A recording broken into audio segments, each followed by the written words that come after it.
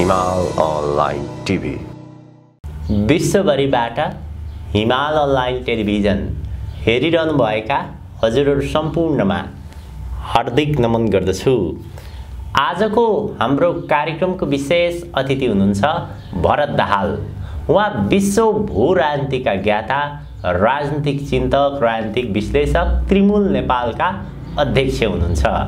आज म उहाँसँग विशेष गरी नयाँ सत्ता गठबन्धन निर्माणपछि विकसित राजनीतिक घटनाक्रम, यसका सङ्केत, मुलुकको अबको राष्ट्रिय राजनीतिको गन्तव्य र अन्तर्राष्ट्रिय शक्तिहरूको चासोको विषयमा विशेष कुराकानी गर्दैछु।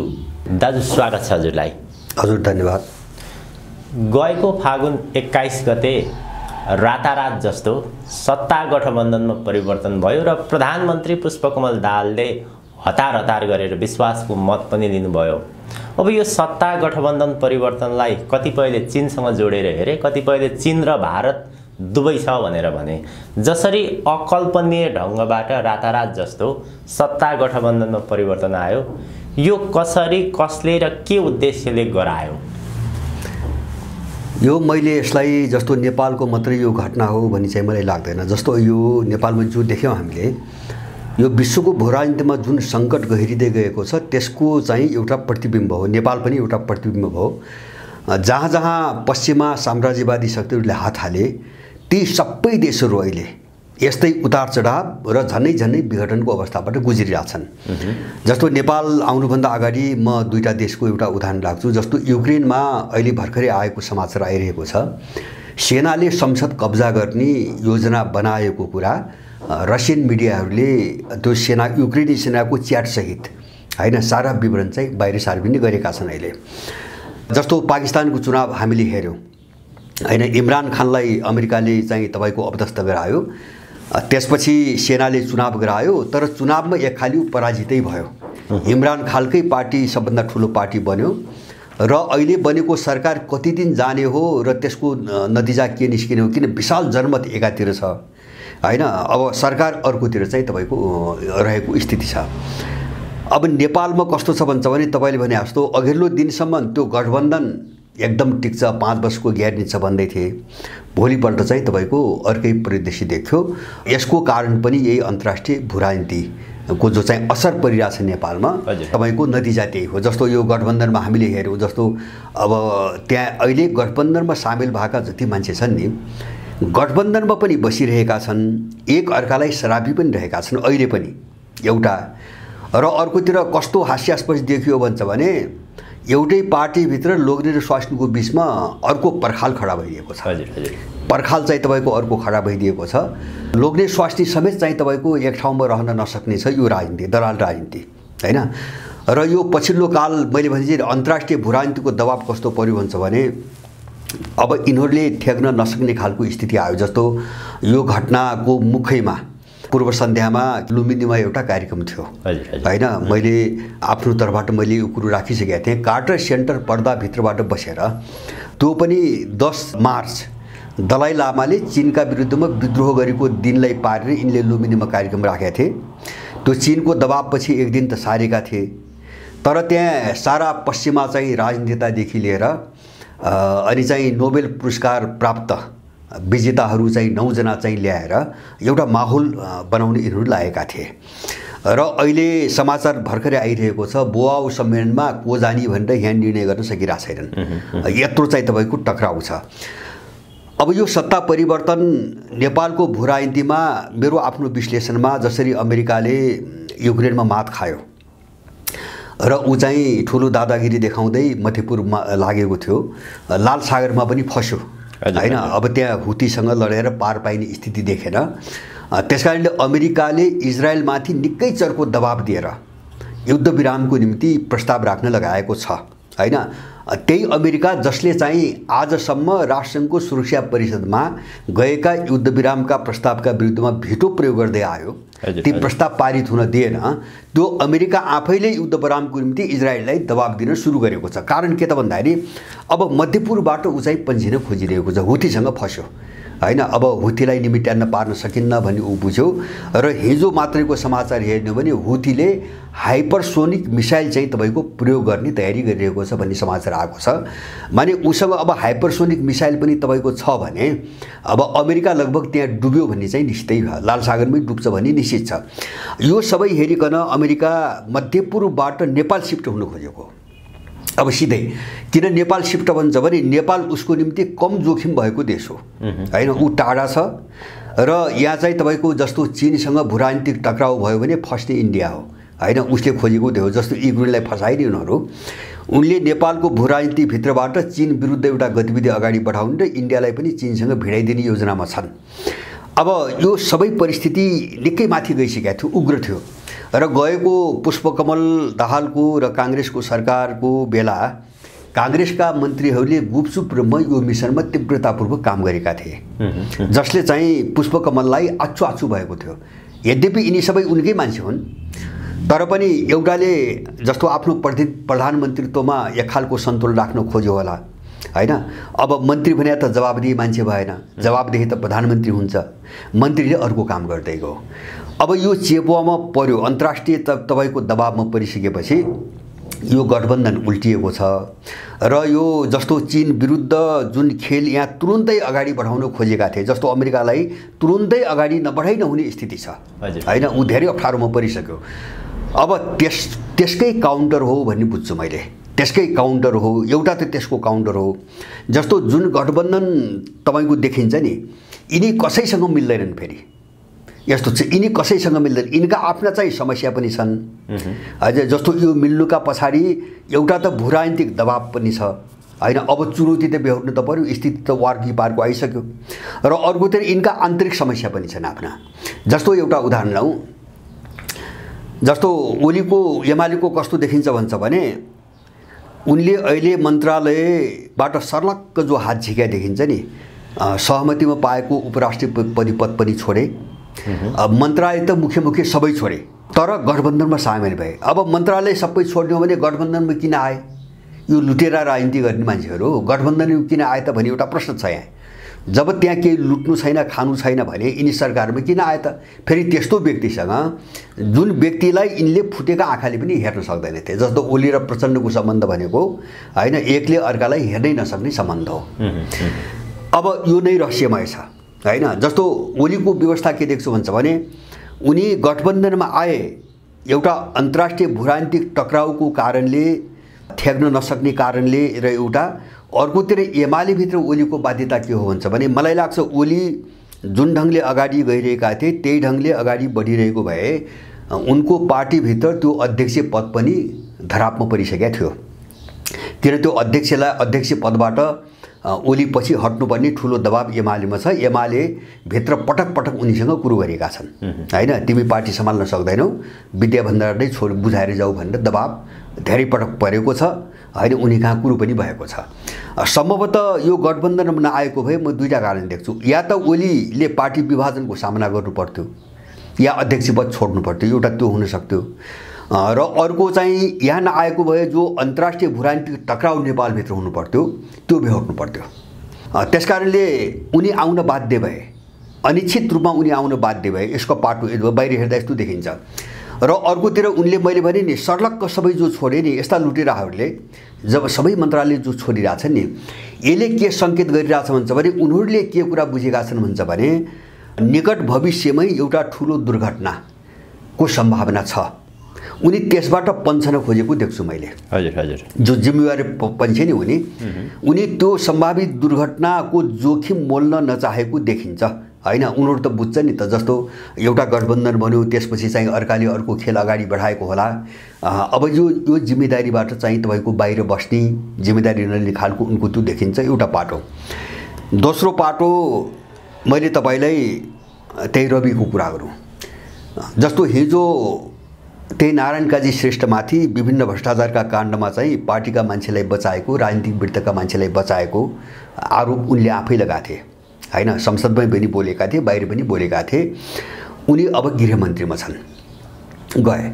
अब उनले भोलि बोलेको कुरा अब चाहिँ कार्यान्वयन गर्ने कि नगर्ने हैन जस्तो राजनीतिक विरुद्ध त सबै मान्छे भ्रष्टाचारमा फसेको छ त्यो अगाडि बढाउने कि नबढाउने एउटा चुनौती हैन मलाई लाग्छ उनले त्यो अगाडि बढाउनु पर्छ भने उनको सोच त छैन तर पनि उनी गृहमन्त्री नै रोजिरहेका छन् किन भन्छ भने उनी आफै पनि समस्यामा छन् रविको त्यो गृह मन्त्रालय रोज्नु सरकारमा जानु रविको व्यक्तिगत बाध्यता हो कि अन्तर्राष्ट्रिय शक्तिले नै उसलाई त्यहाँ पठायो होइन एउटा चाहिँ व्यक्तिगत बाध्यता पनि हो एउटा अन्तर्राष्ट्रिय शक्ति पनि मैले भने नि जस्तो दुईटै कोणबाट जो उनको बाध्यता के हुन्छ भने जस्तो पासपोर्ट काण्ड बाँकी छ अहिले सहकारीका धेरै मुद्दामा उनी फसेका छन् उनको इन्ट्रेस्ट त्यो हो हैन र एउटा लक्षण मैले के देखेँ भन्छ भने अर्को उनलाई सम्भवतः रविलाई कसैले कुनै एउटा पक्षले जस्तो त्यो घन्टी पार्टीको कुरा गर्दा जो चाहिँ उग्र चाहिँ तपाईँको लडाइँ सुरु भएको छ नि त्यहाँ केही मान्छेले त घन्टी पार्टी केही समय फुट्दैछ भन्ने पनि कुरा गरिरहेका छन् र त्यहाँ भित्रैबाट त्यस्ता कुराहरू आइरहेका छन्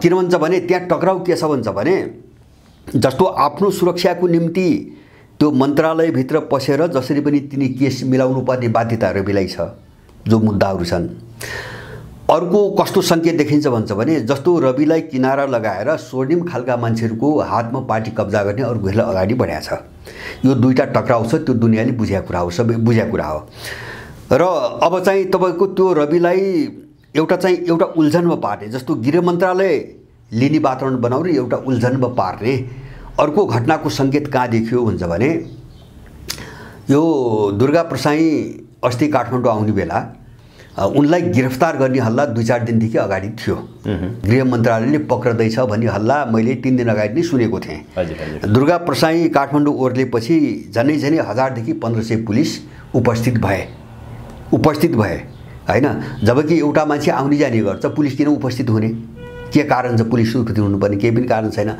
तर त्यहाँ भिड चाहिँ पुलिसभन्दा बढी भएको हुनाले पुलिसले पक्रन आँट गरेन त्यो एउटा के सङ्केत हो भन्छ भने किन दुर्गा र रविको सम्बन्ध सामान्यता राम्रो छ भन्छन् भन्नेहरू कतिपय बेला त्यो दुर्गाको तपाईँको स्वर सुनेका मान्छेहरूले उनको प्रशंसा गरेको पनि सुनेका छन् रविको प्रशंसा गरेको पनि सुनेका छन् अब त्यसपछि त्यो रविलाई परीक्षण गर्ने एउटा खेल पनि हुनसक्छ जस्तो दुर्गालाई गिरफ्तार गरिदिइसकेपछि होला यिनको सम्बन्धको बिचमा आन्तरिक धेरै कुराहरू एकअर्कालाई थाहा होलान् सारा चिजहरू होलान् हैन अब रविलाई त्यहाँ परीक्षण गर्न खोजेको देखिन्छ मलाई लाग्छ जस्तो यिनी जति राजनीतिक रूपमा चाहिँ आफन्तहरूलाई जोगाए भने उनले आरोप लगाए यस्ता केसहरू छन् हैन जस्तो दुर्गाकै गिरफ्तारीको विषयमा चाहिँ तपाईँको कुरा आउँछ यस्ता केसहरू छन् यहाँ चाहिँ तपाईँको जस्तो रविले काम गरेन भने उनी सिद्धिनी भए हैन काम गरेन भने सिद्धिनी भए काम गरे भने पनि उनी फस्ने भए हैन यो त ठुलो जालो छ डरलाग्दो जालो छ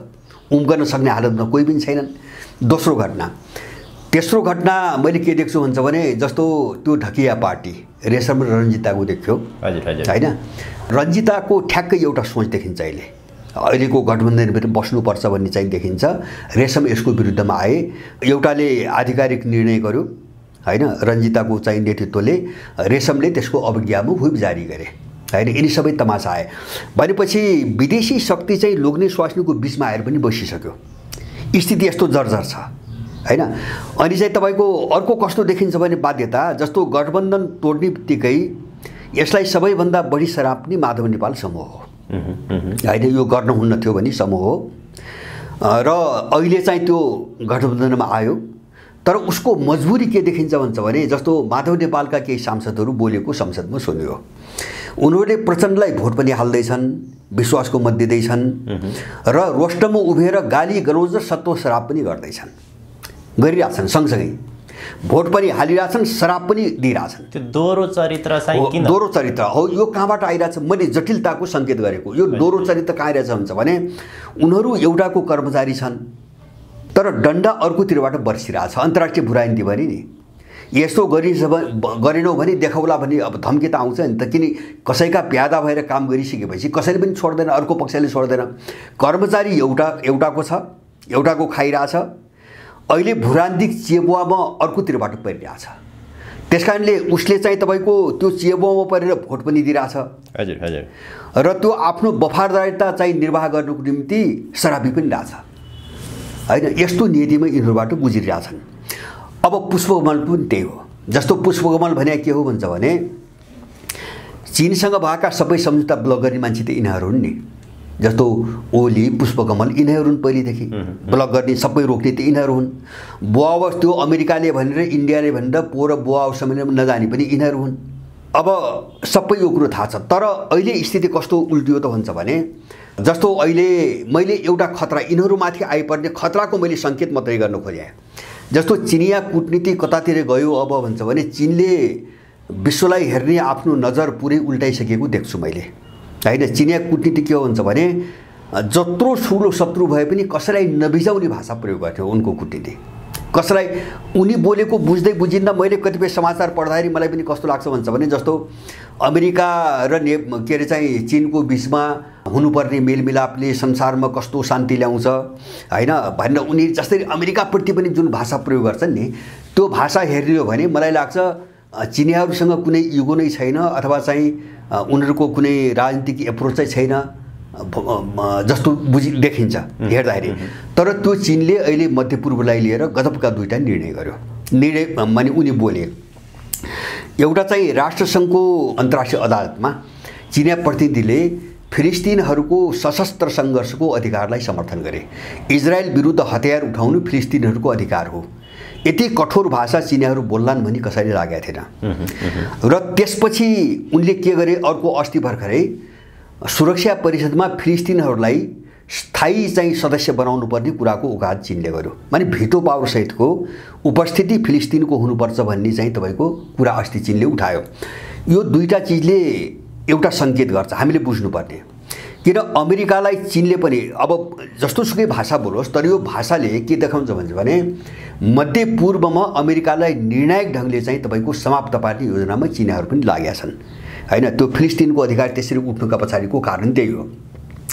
उनीहरू किन त्यसरी बोले फिलिस्तिनको पक्षमा तर त्यसको सङ्केत त अमेरिकनहरूप्रति थियो। अमेरिका किन मध्यपूर्वमा आजसम्म यत्रो अपराध गर्ने त अमेरिकनहरू हो हैन, यहुदीहरू हो। अब उनीहरू किन त्यसरी बोलिरहेका छन् भन्छ भने उनले के बुझेका छन् भन्छ भने अमेरिकनले सिधै नेपाल ताकिरहेको छ भन्ने बुझेका छन्। त्यसैले उनको जोड अमेरिकालाई उतै सिधै दिन्छ हैन। त्यो द्वन्द्व चाहिँ तपाईको अमेरिका विरुद्ध चाहिँ तपाईको एउटा माहौल बनाउने र सङ्घर्षलाई पनि अमेरिका विरुद्ध चाहिँ तपाईको उठाउँदै जाने र उतैतिर चाहिँ फसाएर सिधाइदिने रणनीतिमा चिनियाहरू गएको कुरा सजिलोसँग बुझ्न सकिन्छ। अब उनीहरू त्यो रणनीतिमा किन आए भन्छ भने नेपाल अमेरिकाले ताकिरहेछ उनीहरूले बुझेका छन्। यो सबै चाहिँ दबाब अहिले गठबन्धनमा परेको छ जो रातारात उल्ट्यो नि। हजुर हजुर। यिनी कसैको बिचमा कुनै राजनीतिक सहमति पनि छैन, एउटा इस्यु पनि मिल्दैन, मुद्दा पनि मिल्दैन।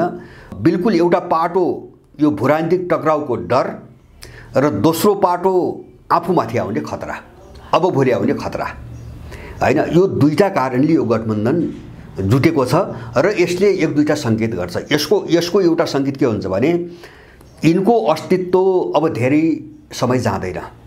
यिनीहरू आफ्नो विनाशको चाहिँ अब अन्तिम चरणतिर अगाडि बढिसकेका छन्। त्यो चाहिँ उत्कर्षको एउटा समय त्यो बिन्दु अब आउँदैछ एउटा कारण। दोस्रो सङ्केत के देखिन्छ भन्छ भने यो गठबन्धन कुनै पनि बेला दुर्घटनामा पर्छ, कुनै पनि बेला पर्छ। जस्तो केपी ओली जो पन्छेरी मैले भने नि त्यतिले सङ्केत गर्छ उनीहरू बाध्यतापूर्वक गठबन्धनमा आएका छन् तर बडो होसियारीपूर्वक।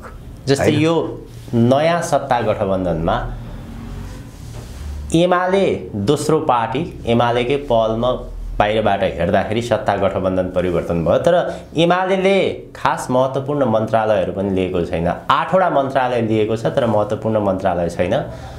अलि बढी महत्त्व चाहिँ राष्ट्रिय स्वतन्त्र पार्टी रवि लामिछानेको 4वटा मन्त्रालय उसले पाएको छ। गृह शिक्षा जस्तो महत्त्वपूर्ण मन्त्रालय पाएको छ। एमाले किन खास त्यस्तो चासो देखाएन भागभण्डाको सवालमा? यो नयाँ गठबन्धन सरकारले रवि लामिछानेलाई त्यत्रो महत्त्व किन दियो खास? होइन, रवि लामिछानेलाई एउटा त यिनीहरूको बहुमत पुर्याउनु पर्यो होइन। जस्तो सबैलाई नजोडिकन बहुमत पुग्न पनि हम्मी थियो। माधव नेपालको समूह धेरै पछि आएको छ। दोस्रो चिज तपाईँले भनेको महत्त्वपूर्ण पाटो के हुन्छ भने एमालेको अनुपस्थितिले अब यो गठबन्धन भोलि कुनै पनि बेला कुनै पनि दुर्घटनामा जान सक्ने देखाउँछ हैन। त्यो कहाँ जान सक्छ त भन्छ भने जस्तो अहिले यो सत्ता गठबन्धन उलटफेर हुने बेला एउटा अन्तर्राष्ट्रिय शक्तिको प्रेसरले बढी चाहिँ भूमिका खेल्यो हैन। त होला चाहिँ 4-5 महिनापछि अर्काको दबाब बढ्न सक्छ कि यो त दलाल किता हो जसको दबाब बढ्न सक्छ त्यतितिर झुक्नुपर्छ यिनीहरूलाई हैन त्यो सामना गर्न सक्ने हालतमा देख्नु त छैनन् त्यसकारणले 3-4 महिनापछि अब कुनै त्यस्तो अर्को खालको दबाब र प्रेसर पनि आउन सक्छ अब त्यो धेरै जोखिमपूर्ण हुन्छ अब जस्तो अबको चाहिँ तपाईको त्यो दबाब धेरै जोखिमपूर्ण हुन्छ मलाई विश्वास के छ भन्छ भने अमेरिकनहरू माने हिजोसम्म जसरी आए नि त्यही ढङ्गले नाङ्गो ढङ्गले अगाडि बढिरहने हो भने नेपालको भू राजनीतिमा अब सिधा टक्राउ हुन चाहिँ अब धेरै समय लाग्दैन हैन किन उनीहरू पनि अमेरिकनहरू पनि अहिलेसम्मको आफ्नो जो असफलता हो यसबाट धेरै कुरा सिक्न खोजिरहेका छन् हामी कहाँ फस्यौँ किन डुब्यौँ जस्तो अहिले चाहिँ अमेरिकाको राजनीतिमा साह्रै ठुलो भूमिका खेल्ने साह्रै ठुलो प्रभाव राख्ने र अझ प्रष्ट भाषामा भन्छ भने युक्रेनलाई यो हालतमा पुर्याउने डिजाइनर भिक्टोरिया नुल्यान्डलाई भर्खरै पदबाट बर्खास्त गरेका छन् उनीहरू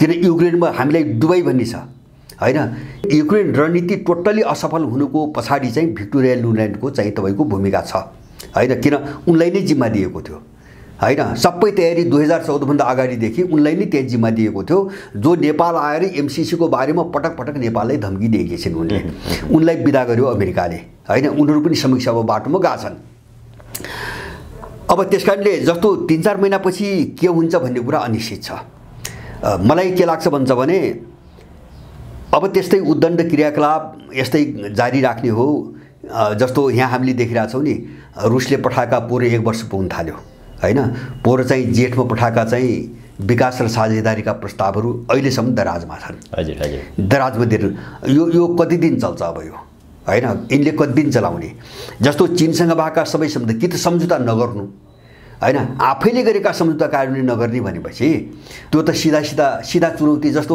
चिनिया राष्ट्रपतिसँग गरेका सम्झौता पनि कार्यान्वयन नगर्ने भने त त्यो त चीनलाई चुनौती दिएको हो त्यो राष्ट्रपतिसँग चाहिँ गरेका कार्यान्वयन नगर्ने यो कति दिन चल्छ र कति दिन ठेक्ने र अर्को पक्ष पनि यिनको जो दलाली र नाङ्गो रूप हो नि यसलाई ठेगान लगाउने तहमा आइसकेका छ मैले बुझेको यति हो हैन यो चाहिँ विस्फोटक चाहिँ तपाईको अवस्थामा छन् यिनीहरू त्यसकारणले गर्दाखेरि सरकार कहिलेसम्म जान्छ भन्न सकिदैन हैन यो चाहिँ 4 वर्ष त जाँदैन किन यो सारा लक्षणहरूले भनिरहेछ यो 4 वर्ष त जाँदैन र तपाईले भनेको जस्तो यिनको मजबुरी जस्तो मुख्य मन्त्रालय रविको हातमा परेको छ उनीहरूलाई परीक्षण गर्दैछन् मैले बुझेको यति हो जस्तो त्यहाँ चाहिँ त्यो घण्टी पार्टी खोज्ने लडाइँ छ क्या धेरै लामो समयदेखि घण्टी पार्टी कब्जा गर्ने लडाइँ छ रविलाई प्रयोग त उनीहरूले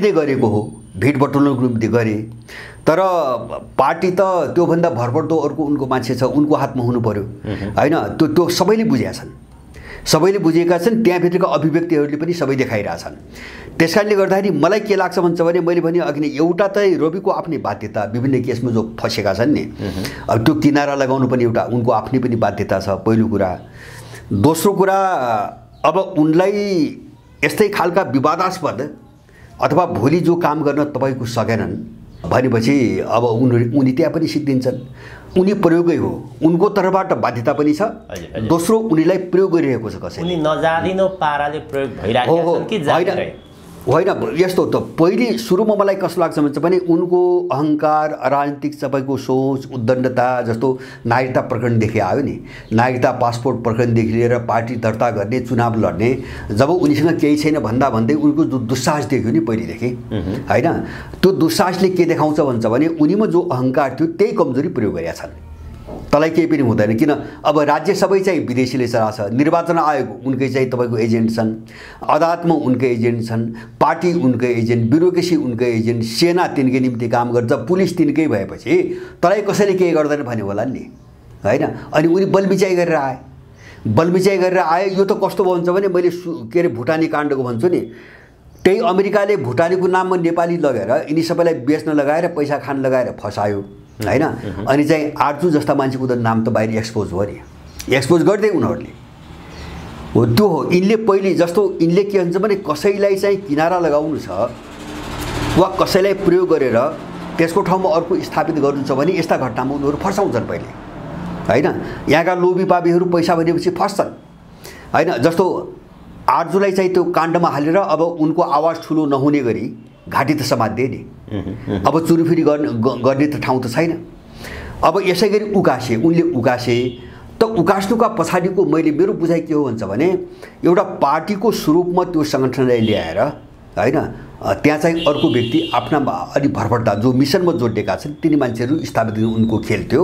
सायद त्यो अन्तर्राष्ट्रिय भूराजनीतिले पनि त्यस्तो ज्ञान अब जरुरी देख्यो, नत्र नेपालको भूराजनीतिमा उनीहरू खेल्न सक्दैन। जस्तो युक्रेनको अहिले समाचार के आइरहेछ, मैले सुरु भने सेनाले संसद कब्जा गर्ने योजना बनाएको समाचार बाहिर आएछ।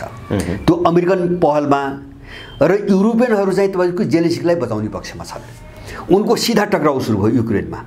अब यहाँ यही हो, अहिले नेपालमा यही हो होइन। विभिन्न शक्ति केन्द्रको टक्राउ सुरु भयो, किन अन्तर्राष्ट्रिय भूराजनीतिले यिनका मुद्दा, यिनका स्वार्थ, यिनका हेराइ पनि विभाजित हुँदै गए।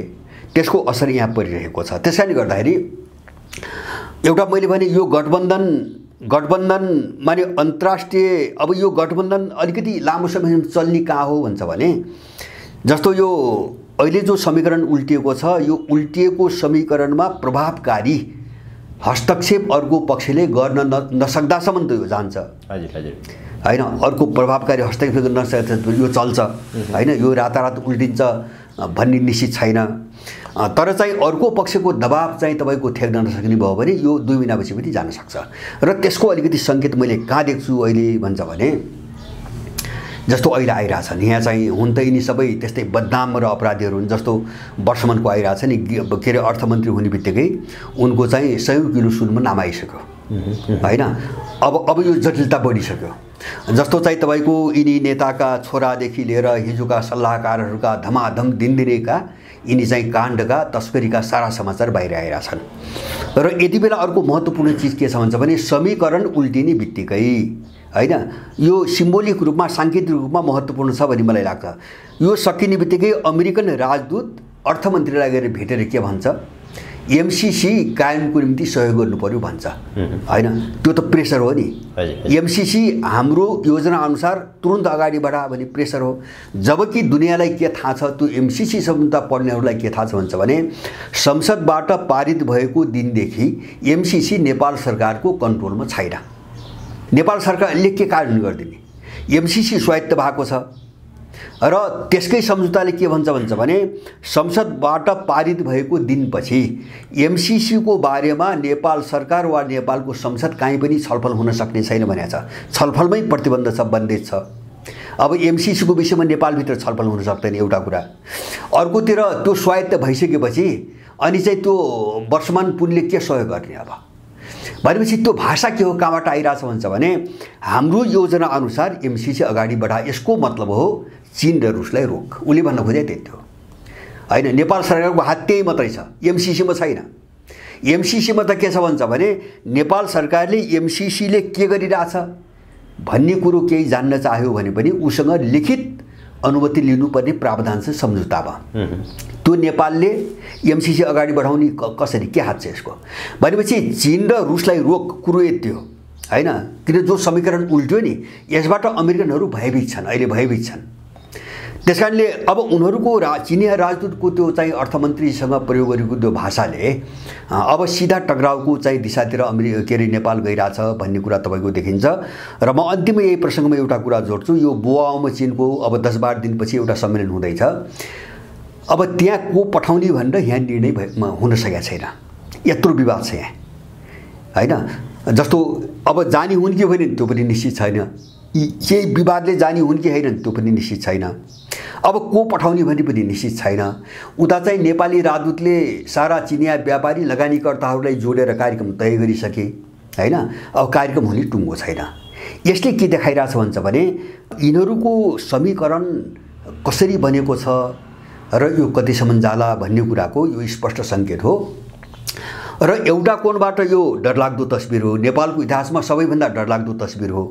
किन टक्राउको बिन्दुमा आयो नेपाल, राजनीतिक मुठभेडको बिन्दुमा अब आयो र आयो नै मलाई लाग्छ। अब यिनीहरू चाहिँ समयमै अब देश युक्रेन बन्नबाट जोगाउनु पर्छ भन्ने एउटा आँट जसको एजेन्ट जसको चाहिँ तपाईँको सुरागी भए पनि एउटा आँट गर्न सकेनन् भने यिनी पनि रहन्नन् नरहने त यिनी नै हो। जस्तो युक्रेनमा आइगयो नि त, अब कहीँ जेलेन्स्की मारिने हो कि स्थिति आइसक्यो। को चाकरी गरेर उसको गुलामी गरेर उसको चाहिँ हातबाट प्रयोग भएर मात्रै छुट्टी पाइन्छ भन्ने त छैन होइन। उसलाई अप्ठ्यारो पऱ्यो भने त सिधै दिन्छ, या त त्यो दिशामा जानु पर्यो, होइन भने चाहिँ तपाईँको यो अमेरिकनहरूको जो खेल छ नि, इन्डियन अमेरिकनको यो खेललाई चाहिँ तपाईँको रोक्न सक्नु पर्यो। बस यति मात्रै हो। तर यो चरणतिर गयो एउटा पाटो। अब यो चरणतिर गयो भने नेपालले नोक्सानी पो पर्छ होइन। जस्तो मान्छेहरू मर्छन्, उनले त त्यो गराउँछन् नि, मान्छेहरू मर्छन्, यिनै पनि मर्छन्, देशमा ठुलो आर्थिक सङ्कट आउला, हाहाकार होला, तल केही पनि छैन, सबै डामाडोल भइसक्यो होइन। एउटा पाटो। यसको अर्को पाटो के हो भन्छ भने अब नेपालीहरूले बुद्धि पुर्याए, अब यस्ता बकवास होइन मान्छेलाई घुमाउनु हुन्छ नि, यो पार्टी त्यो पार्टी, यो व्यक्ति त्यो व्यक्ति, विकल्प व्यवस्था अवस्था आदि इत्यादि, शासकीय स्वरूप प्रत्यक्ष अप्रत्यक्ष होइन, कार्यकारी आदि इत्यादि, यस्ता चाहिँ भ्रमजालबाट मुक्त भएर अब यिनको अन्त्यको निम्ति एउटा मिसनको लडाइँमा अगाडि बढ्ने बुद्धि नेपालले पुर्यायो, अथवा कमसेकम त्यस्तो शक्तिहरूलाई साथ दियो भने मलाई के लाग्छ भन्छ भने अब यिनको सदाको निम्ति यिनको अन्त्य गर्ने सबैभन्दा राम्रो अवसर चाहिँ तपाईँको आयो। विश्वको भूराजनीति हामीले त्यस्तो साथ दिएको छ, त्यो ठाउँमा ल्याइ पुर्याएको छ। त्यसरी हामीले विचार गर्न सक्यौँ र राम्रो पङ्क्तिलाई हामीले साथ दिन सक्यौँ, यहाँको मान्छेले तपाईँको सक्यो भने यो लडाइँ अथवा नेपालले जुन दुर्दशा बेहोरेको छ यसो गोलीसन दिएपछि आज हामीले जो तस्बिर देखिरहेका छौँ, यो 3-4 वर्षभित्र यो सारा चाहिँ साफ हुन्छ र नेपालले चाहिँ निकास पाउँछ भन्ने कुरा मलाई लाग्छ। नेपालभित्र विशेष गरी जो राजनीतिक परिवर्तनहरू उलटपुलट हुन्छ, अन्तर्राष्ट्रिय शक्तिमा चीन र भारतको नै महत्त्वपूर्ण भूमिका हुन्छ। कतिपयले यसलाई चीन एक्लैले सम्भव छैन, दुईटै अन्तर्राष्ट्रिय शक्तिहरू मिल्यो भने मात्र यहाँ उथलपुथल हुन्छ भन्ने दृष्टिकोणबाट हेर्छन्। यो पछिल्लो जसरी सत्ता गठबन्धनमा परिवर्तन आयो त्यसमा चीन एक्लै छ कि सँगसँगै भारत पनि छ? त्यसमा यस्तो छ, यो अन्तर्राष्ट्रिय भूराजनीतिमा जस्तो मैले सारमा बुझेको है, जस्तो रूपमा हेर्दाखेरि अब नेपालभित्र अत्याचार दबदबा सारा इन्डियनको देखिन्छ होइन, त्यो सत्य पनि हो। जस्तो लुट्ने खाने गुन्डाहरू दिने अपराध गर्ने घिनलाग्दो व्यवहार गर्ने सबै इन्डियनले गरिरहेको छ। अस्ति भर्खरै आरके यादव भन्ने एउटा रको पूर्व जासुस आयो र यहाँ चाहिँ केही युट्युबमा के बोल्यो भन्छ भने, बोलेको मैले सुने, नेपालभित्र इन्डियाको विरोध गर्ने मान्छेहरू बाँच्दैनन् भन्ने उस खुला रूपमा बोलेको छ। इन्डियाको विरोध गर्ने मान्छे बाँच्दैन भन्ने भनेको छ। अब ऊ त्यति नाङ्गो रूपमा किन आयो? ऊ मात्र होइन, त्योभन्दा केही अगाडि जस्तो उसको लेख आयो, अशोक मेहताको लेख आयो होइन, पूर्व जर्नल। उसले के लेख्यो भन्छ भने, पायोनियर भन्ने एउटा चाहिँ अनलाइनमा के लेख्यो, इन्डियाको प्रचण्ड हाम्रो घोडा हो, हामी चलिरहेको घोडा हो, शेरबहादुर तबेलामा राखेको घोडा हो, जगेडा घोडा हो। अब उनीहरू त्यो भाषामा किन आयो हामीले बुझ्नुपर्ने यति हो। मैले भने बाहिर हेर्दाखेरि सबै इन्डियनकै दबदबा देखिन्छ र त्यो सत्य पनि हो। तर यसको अर्को पाटो के हो भन्छ भने, विश्वको जो परिवर्तन भूराजनीतिक परिवर्तन भइरहेछ नि, यसले चाहिँ इन्डियनहरूलाई झन् पछि झन् नाजुक अवस्थामा पुर्याइरहेछ। उनको त्यो तल्लस्तरको भाषा आक्रोश हो। त्यो कुन ठाउँ भन्छ मैले होइन, जस्तो उनीहरू एकदम बलियो ठाउँमा अनुकूल ठाउँमा भइदिएको भए यति तल्लस्तरको भाषा प्रयोग गर्नु त्यो धम्की हो, घुर्के। उनीहरू चाहिँ हामी मारिदिन्छौँ भन्ने तहसम्म आए। असफलता र त्यो आत्तिरहेका छन् उनीहरू। जस्तो मालदिप्सबाट त लात हानेर हुत्याए नि त उनीहरू। मालदिप्स जस्तो 300 वर्ग किलोमिटर जम्मा होइन, त्यति सानो देश होइन, हाम्रो एउटा ठुलो जिल्ला जत्रो पनि छैन त्यो होइन। अब त्यति सानो देशबाट चाहिँ तपाईँको लात खाएर चाहिँ निस्कनु पर्यो, केही पनि गर्न सकेन र चाहिँ ऊ चीनसँग सुरक्षा सम्झौता गर्यो भर्खरै र सारा हतियार चाहिँ टर्कीबाट ल्याइरहेछ, जो दुईटै देश इन्डियाले आफ्नो दुश्मन मान्छ, टर्कीलाई पनि चीनलाई पनि दुश्मन मानिरहेछ। भनेपछि अब चाहिँ बाँकी छ नेपाल मात्रै। सबैतिरबाट अब इन्डियनको हात चाहिँ साफ हुँदै गएको छ र उनीहरूमा एउटा आक्रोश विक्षिप्तता आइरहेछ। त्यसकारणले उनीहरूले घृणित भाषा प्रयोग गरिरहेका छन् होइन। त्यो विक्षिप्तता भन्छु मैले, विक्षिप्त चाहिँ अभिव्यक्ति हो। अब नेपालको भूराजनीतिमा इन्डियाको हात के हुन्छ त भन्छ भने, मैले चाहिँ वैश्विक रणनीतिबाट हेर्दाखेरि जस्तो अहिलेको जो सत्ता समीकरण हो नि, यसमा इन्डियनहरूको तुष्टिकरणको नीति देखाएको छ। मोदीको सत्ताको तुष्टिकरणको भनेको यिनलाई नपचेको पनि देखिन्छ र मौन समर्थन, बाध्यात्मक समर्थन जस्तो पनि देखिन्छ। अहिलेको चाहिँ बाध्यात्मक, अहिले यिनका मिडियामा, मोदी निकट मिडियाहरूमा ठुलो विरोध देखिन्न, ठुलो विरोध देखिन्न हैन। एक खालको चाहिँ तपाईको उही भन्छ ओली गठबन्धनमा आ जस्तो अथवा प्रचण्ड ओलीसँग गठबन्धनमा गा जस्तो हैन। अब मौनता पनि देखिन्छ र तपाईको शङ्का उपशङ्का पनि देखिन्छ। जस्तो कतिपय उनका मिडियाले चिनी सरकार भने हैन, जस्तो इन्डियन जस्तो उनीहरू के भन्छ भने जस्तो के अरे यो पहिलेको एउटा राजदूत थियो नि श्याम शरण लगायतका पूर्व इन्डियन सचिव लगायतका मान्छेहरूले के भनेको थिए भन्छ भने यो सरकार बन्नुभन्दा ठ्याक अगाडि प्रचण्ड काङ्ग्रेसको हाम्रो निम्ति सबैभन्दा उपयुक्त पात्र चाहिँ पुष्पकमल हो भन्ने उनीहरूले भनेको थिए। हो पनि हैन, उनले पालेका र सबै अपराधमा फसाएका छन्, प्रमाण छन्, प्रयोग गर्न सजिलो छ हैन, उनले त्यो भन्नु स्वाभाविक थियो। र अहिले इन्डियाका केही मिडियामा मैले के देखेँ भन्छ भने केपी ओलीसँग मिलेको कुरालाई लिएर केपी ओलीप्रति अलिकति नकारात्मक टिप्पणी गरेका छन् मोदीनगर के मिडियाले। तर त्यो पनि देखावटी जस्तो लाग्छ, किन केपी ओली त्यो चाहिँ मोदीको मिसन अथवा इन्डियन मिसनभन्दा बाहिरको मान्छे होइनन्। भने हिजो पनि उनले त्यही गरे हो, अब पनि गर्ने त्यही हो। मैले भने नि एउटा बाध्यताले यिनीहरू एक ठाउँमा तपाईँको आएका छन्। अन्तर्राष्ट्रिय समग्र विश्वको भू राजनीति हेर्ने हो भने इन्डियाले हिजोदेखि नेपाललाई जे गर्दै आएको थियो त्यो ढङ्गले एक्लै निर्णय लिन सक्ने अवस्थामा अब इन्डिया यहाँ छैन, एउटा कुरा। दोस्रो कुरो जस्तो त्यसमा पनि रुससँग पश्चिमाहरूको अमेरिकनको जो ध्रुवीकरण भयो, जुन लडाईँ सुरु भयो, अब यो बिचमा अमेरिकी मिसनमा लागेर नेपालभित्र इन्डिया खुलेर आउन सक्ने अवस्था पनि छैन, किन त्यो सिधै चाहिँ रुसलाई चुनौती दिया हुन्छ। अब त्यो जोखिम इन्डियाको निम्ति अब धेरै महँगो हुन्छ, अब धेरै महँगो हुन्छ। इन्डियाको सकारात्मक सोच होइन, तर बाध्यात्मक। जस्तो अमेरिकनको मिसन चाहिँ चीनसँग भिडाउने मूल मिसन, इन्डियाको त्यो चाहना पनि हो। अमेरिकनहरूको आड लिएर चीनलाई कमजोर बनाउने सिद्ध्याउने अमेरिकनको इन्डियन मिसन पनि हो। तर यसको अर्को पाटो 2 वर्ष यताको उल्टेको पाटो के हो भन्छ भने अब रुस र चीन त छुट्टिन सक्ने यस्तोमा त छैनन्। यिनै दुईटा शक्ति हुन्, सिङ्गो पश्चिम जगतलाई अब चाहिँ डुबाएपछि यिनै दुईटा शक्ति हुन्। अब यिनको एकता त तपाईँको सानातिना मुद्दाले के ठुलै मुद्दाले पनि यहाँ चाहिँ यिनको एकता त खलबलिने अवस्था त मैले देख्दिनँ। त्यो अवस्थामा मानौ इन्डिया पश्चिमा मिसनमा अगाडि बढ्यो भने रुसले कसको छनौट गर्छ? चीनकै गर्छ, त्यो बुझेकै कुरा हो। किन चीन भनेको भोलि सामरिक हिसाबले पनि साथ दिने शक्ति हो। इन्डियन अहिलेको रुसको युक्रेन द्वन्द्वपछि यो रुसमाथि जो प्रतिबन्ध लाछन् नि, यसमा तेल किन्ने व्यापारिक पार्टनर हो, बस उसको व्यापारिक कुरा मात्रै हो। र रुसले आफ्नो तेल बेच्नको निम्ति अन्त प्रतिबन्ध लगाएको छ नि, रुसले आफ्नो तेल बेच्नको निम्ति इन्डियालाई थमथमाछ कुरो त्यही हो। तर उसले के बुझाएको छ भन्छ भने इन्डियन व्यापारी हो हैन, सस्तो तेलको लोभमा हामीसँग तेल लिइरहेछ, उनले त त्यो त नबुझ्या त होइन नि हैन, त्यो व्यापारिक सम्बन्ध भयो। त्यसकारणले रुससँग सम्बन्ध चाहिँ तपाईँको टुट्ने बित्तिकै चीनबाट हुने चाहिँ जो खतरा हो नि त्यो इन्डियाले कतै पनि चाहिँ ठेक्न तपाईँको सक्दैन, त्यो उनीहरूले बुझेका छन्। त्यसकारणले अहिले नेपालको भू राजनीतिमा कस्तो छ भन्छ भने रुस फ्याक्टरको कारणले इन्डियनहरू चिनिया भाषासँग अथवा उनको रणनीतिसँग अलिकति समझदारी नबनाइ नहुने ठाउँमा छन् रुसको कारणले हैन। रुससँग सम्बन्ध बिग्रेला भन्ने डरले, र सम्बन्ध बिग्रियो भने आफ्नो अस्तित्वमाथि आउने खतराको डरले हैन। तर उनको भित्री मन के छ भन्छ भने उनले एन्टी चाइनिज हुन्, चीनले केही गरोस् नगरोस् एन्टी चाइनिज हुन् हैन। जस्तो पाकिस्तान विरोध, अहिले मोदीको कुराले पनि मुस्लिम विरोध र चाइना विरोध, उनको चाहिँ यति नै हो राजनीति। अब तर उनीहरू चीन विरुद्ध एउटा कुण्ठा पालेर बसेका छन्, अनि त्यसपछि चीनलाई कमजोर बनाउनुको निम्ति पश्चिमाहरूसँग सम्पर्क सहकारी पनि बढाइरहेछन्। जस्तो अहिले एउटा तथ्याङ्क के आइरहेछ भन्छ भने इन्डियाले जो हात हतियार अमेरिकासँग सकेका छैन रुसको डरले, तर चाहिँ तपाईँको त्यो रुसबाट निर्भरता कटाउँदै जाने क्रममा अहिले झनै फ्रान्सले उछिन्न खोजिरहेको छ इन्डियालाई।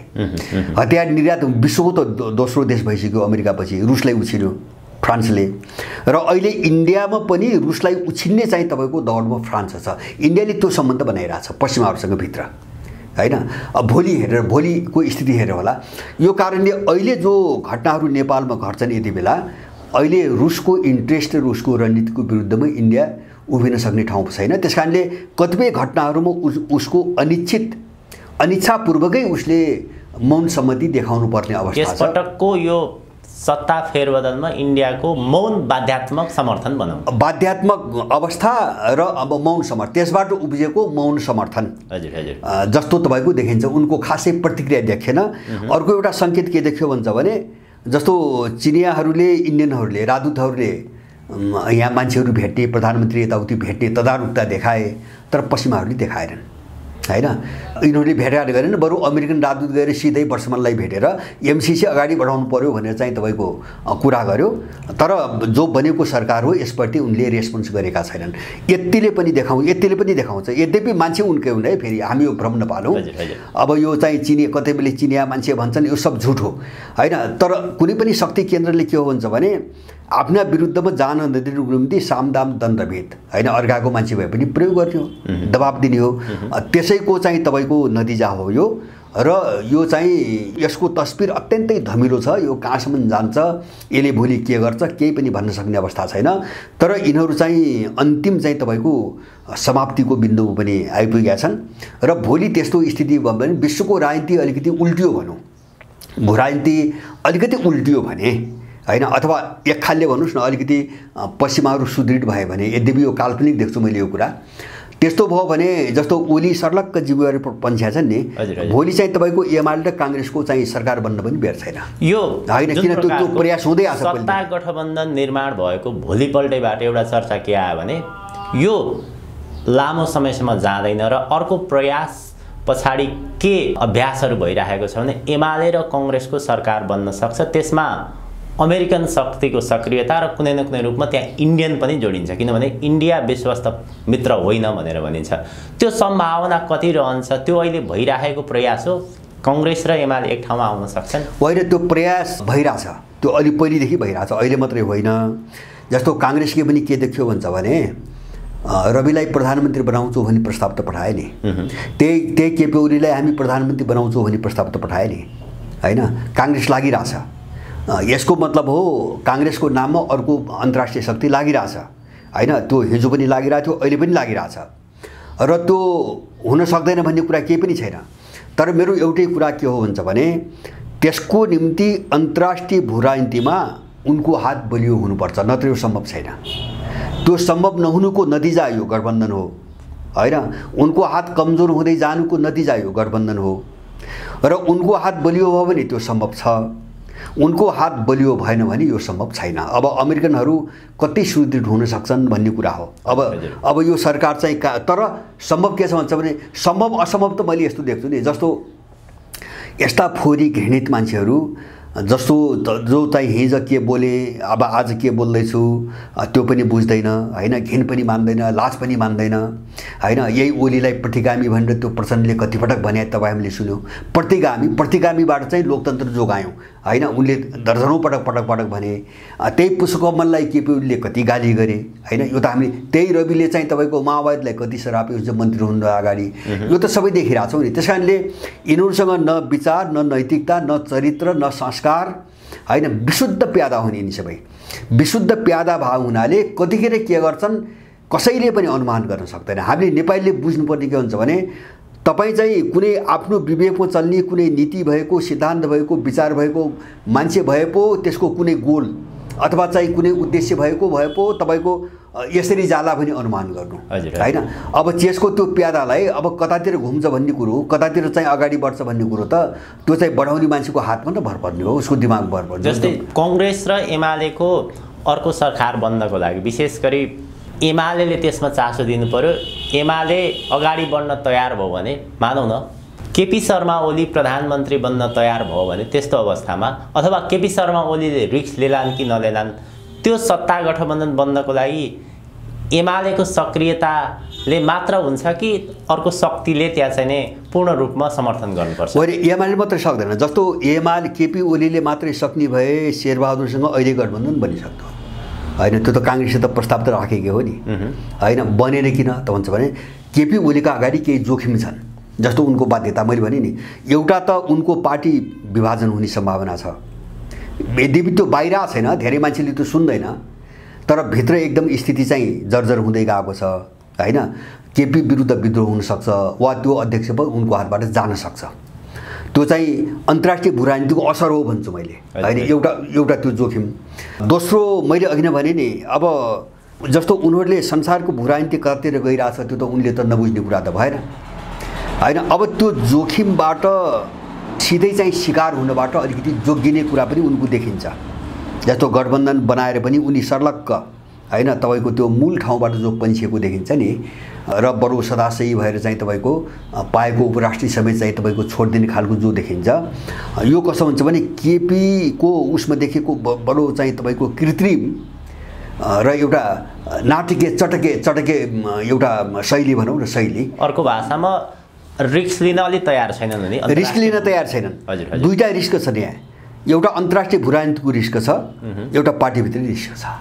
यो दुईटा रिस्क लिने ठाउँमा उली छैनन्। त्यसकारणले मैले अन्तर्राष्ट्रिय भू राजनीतिमा ठुलै परिवर्तन, जस्तो कमसेकम दक्षिण एसियाको भूगोलमा होइन यो विश्व भू राजनीतिको जो असर पर्छ त्यो असर चाहिँ तपाईँको अर्को दिशातिर नउल्टिँदासम्म होइन, अथवा चाहिँ अर्को स्वरूपमा चाहिँ अगाडि नबढ्दासम्म केपी ओलीले रिस्क लिएर शेरबहादुरसँग टाँसिने सम्भावना मैले देख्दैन। कति बेला ओली र देउवाको गठबन्धन कस्तो समयमा सम्भव हुन्छ त्यो?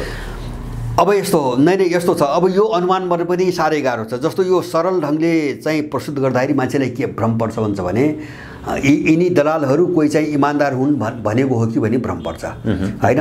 जस्तो पुष्पकमल पनि त्यही, बाबुराम पनि त्यही, माधव नेपाल त्यही, ओली त्यही, शेरबहादुर त्यही होइन, अथवा चाहिँ तपाईँको उपेन्द्र, मान्छे त सबै तिनकै हुन्।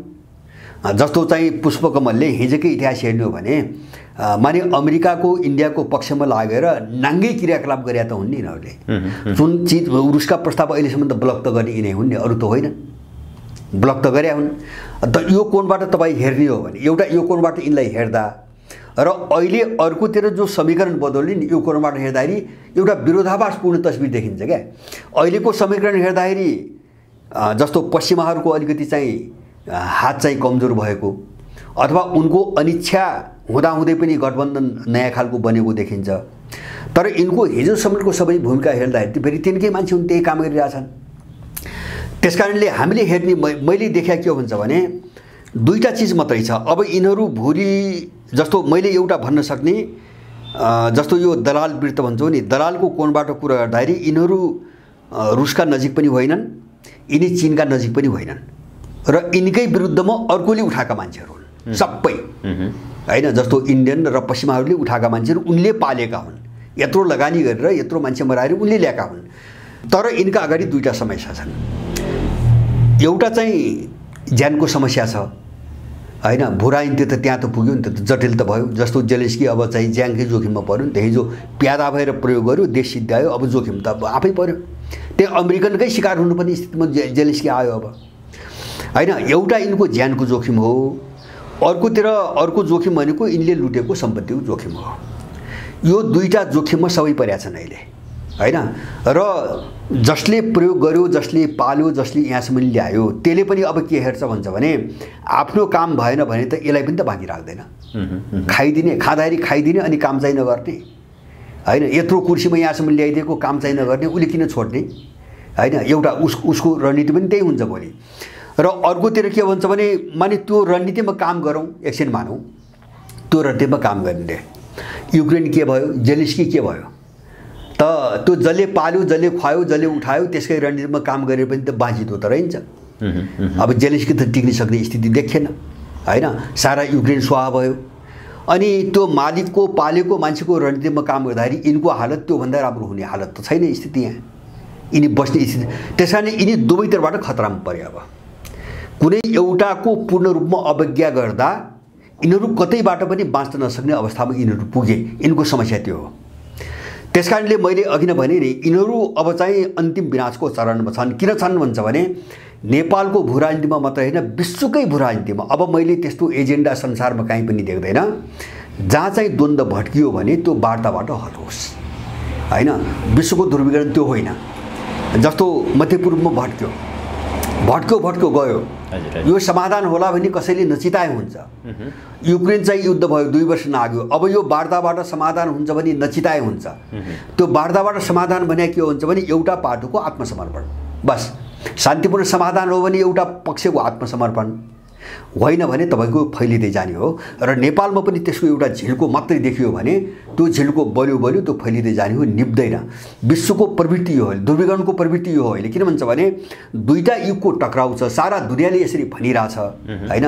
अब लड्नेहरूले भनिरहेछन् यो 500 वर्षदेखिको पश्चिमा युगको अन्त्य नगरिकन हामी छोड्दैनौँ भने एउटाले भनिरहेछ। र अहिलेसम्मको हाम्रो दबदबा, हाम्रो वर्चस्वलाई जसले पनि टेकाउनु पर्छ भन्ने अर्को भनिरहेछ। लडाइँ न्यारेटिभको छ, सबैले अब त्यही स्वीकार गरेका छन् होइन। कथनको, सिद्धान्तको, प्रिन्सिपलको, मूल्य मान्यताको लडाइँ हो। त्यसलाई भने युगको लडाइँ होइन। यो युगले बोकेका सबै चिजका अन्त्य र त्यसलाई चाहिँ बचाइराख्ने लडाइँ हो। र त्यो लडाइँसँग जोडिन्छ विश्वको भू राजनीति, जहाँ चाहिँ तपाईँको युद्ध सुरु भए पनि अब त्यो ध्रुवीकरणमा ठ्याक्कै गएर जोडिन्छ। किन ती दुई थरी ब्लक त पसिहाल्छ नि त्यहाँ, जहाँ द्वन्द्व हुन्छ त्यहाँ दुईवटा ब्लक त पसिहाल्छ। त्यस कारणले नेपालमा त्यो भड्क्यो भने भड्क्यो, यो निप्दैन। यसको शिकार यिनीहरू पनि हुन्छन्। अहिले यिनमाथि चाहिँ गम्भीर सङ्कट त्यो हो, अबको गम्भीर सङ्कट यिनमाथि त्यो हो। मलाई लाग्छ यसलाई अब यिनले रोकेर कुनै पनि हालतमा रोक्न सकेनन्। नेपाल त्यो चरणमा भयो। त्यही भएर मैले भने नि हामीले तयारी गर्न सक्यौँ भने हाम्रो निम्ति 2-3 वर्ष अब चाहिँ काफी छ। त्यो लामो समय हो भन्छु मैले। यिनलाई जरैदेखि अब चाहिँ उन्मूलन गर्न सकिन्छ। नेपालीहरू त्यो तयारीमा जाने बुद्धि चाहिँ तपाईँको त्यो ढङ्गको सोचमा अगाडि बढ्न सक्नुपर्छ। बस यसलाई नेपालीहरूले यसरी बुझ्नु पर्यो, सत्ता गठबन्धनभित्र जो उलटपुलट हुन्छ, अब भोलि फेरि शेरबहादुर र प्रचण्ड मिल्यो भने त्यसलाई आश्चर्य मान्नु पर्दैन। भनेको कुन शक्तिको हात माथि पर्छ त्यो अनुसारको यहाँ परिवर्तन आउँछ। बिल्कुल बिल्कुल त्यही हो। यिनको यहाँ भित्रबाट केही पनि हुँदैन। त्यो जस्तो दैनिक रूपमा यिनका बिचमा यो छलफल पनि हुँदैन। तपाईँ भने यिनी जो जुटे नि यिनको सहमति केमा भयो त? किन नयाँ गठबन्धन बनाएको ल यिनले भन्न सक्छन्? केही छैन भित्र, केही पनि छैन। हजुर हजुर, केही पनि छैन। कसैले केही पनि भन्दैन। काङ्ग्रेसको त तपाईँ के अरे एमालेको कुरा हुन्छ, तपाईँको प्रचण्डसँग जोडिनुभन्दा 2 दिन अगाडि मैले त्यो विष्णु पौडेलको चाहिँ तपाईँको ऊ चाहिँ मिडियामा हेरेको छु, ओलीको हेरेको छु। उनले के भनेका छन् भन्छ भने जुन दिन काङ्ग्रेस एमालेबाट प्रचण्डबाट छुट्टिने त्यसको बुद्धि चाहिँ पलाउँछ काङ्ग्रेसको, त्यो दिन बल्ल यो चाहिँ दलदलले यो सङ्कटले निकास पाउँछ भन्ने एमाले बोलिरहेछ। त उसले चाहिँ 3 दिन अगाडि के भनिरहेछ भन्छ भने प्रचण्डबाट छुट्टिएर हामीसँग मिल्नु नै निकास हो, काङ्ग्रेसको त्यो बुद्धि आएन भने काङ्ग्रेस फस्छ भन्ने यिनी 3 दिन अगाडि बोलिरहेछन्। 3 दिन पछाडि प्रचण्डसँग जोडिरहेछन्। हजुर हजुर, भनेपछि यिनी विशुद्ध गधा हुन्। नेपालीले बुझिदिए यिनी विशुद्ध गधा हुन्, कसैको भारी बोक्न खटाइएका हुन् बस। अनि यिनले आफ्नो दिमागले काम गर्छन्, यिनको दिमागै छैन, दिमागले काम गर्छन्।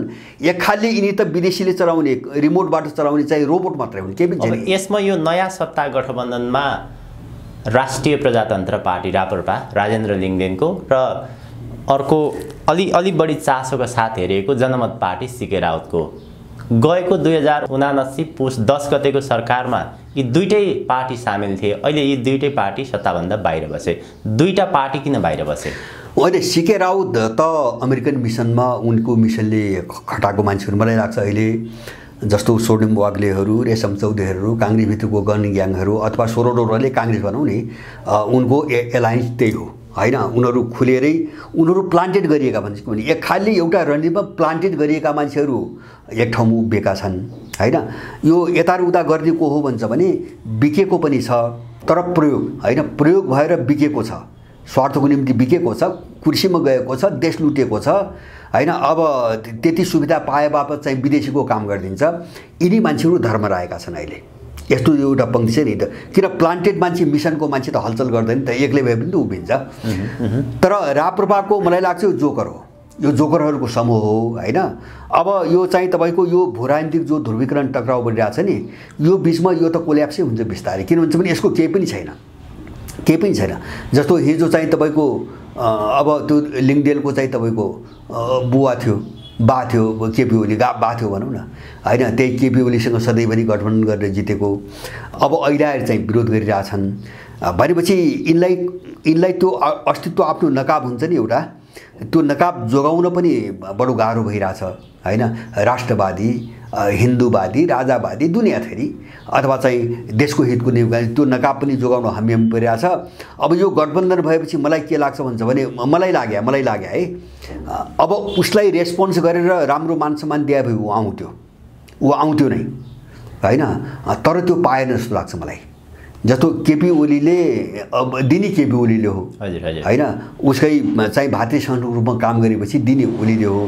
ओलीबाट रेस्पोन्स पाएनन् हैन, त्यस्तो गुनासो उनीहरूबाट आछ, केही मान्छेबाट आएको छ हैन। केपी ओलीसँग चाहिँ यसरी चाहिँ निकट भएर बस्दा, चुनावमा सँगै लड्दा हैन, सिट तालमेल गर्दा यसरी आएको केपी ओली चाहिँ थाहै नदिकन सल्लाह नगरिकन यस्तो गरे भने रेस्पोन्स नपाएको, ठाउँ नपाएको अथवा चाहिँ आफूलाई मान सम्मान नदिएको खालको गुनासो उनीहरूबाट आइरहेछ। त्यसलाई महत्त्व दिँदैन, किन राप्रपा को हिसाब किताब गर्दै नगरे हुन्छ मेरो बुझाइमा। किन ऊ पिँदै नभएको लोटा हो अहिलेको। अरूको पिँध यस कारणले छ कि अरू कमसेकम प्रष्ट कतै त उभिएको प्रष्ट लाइनमा छ, प्रष्ट लाइनमा छ नि। यिनको त केही पनि छैन हैन। त्यो चाहिँ बाहिर भ्रम सिर्जना गरेर हैन, अब दोहोरो चरित्र देखाएर यताको पनि हुँ उताको पनि हुँ गर्ने र चाहिँ तपाईँको भ्रम पार्ने कोसिसमा छन्। राप्रपाको हिसाब किताब नगरे हुन्छ। मलाई लाग्छ राप्रपाले अब यो ध्रुवीकरणमा राप्रपालाई कसरी पनि महत्त्व दिँदैन हैन। यिनको आफ्नो केही पनि छैन, आफ्नो केही पनि छैन। बाहिर त उनले त जस्तो अरूले पनि त ध्रुवीकरणमा त आफूसँग प्रष्ट रूपमा भएको कि त्यसलाई उ गर्ने हो। अब त्यो समस्याबाट राप्रपा फसिरहेको देख्छु र मेरो एउटा अनुमान, अब बिस्तारै यो सरकार बनाए, अब यसलाई चाहिँ केही समय लग्नुपर्ने अवस्था आयो भने राप्रपालाई समेट्लान्, एक दुईवटा मन्त्रालय समेट्लान्। त्यस्तो प्रस्ताव गएछ भने ऊ आउँछ, फेरि ऊ नआउने भन्ने कुरो छैन। हस्, आजको यो हजुरको अत्यन्त महत्त्वपूर्ण समय र विचारको लागि धेरै धेरै आभार प्रकट गर्दछु। हजुर, धन्यवाद यहाँलाई।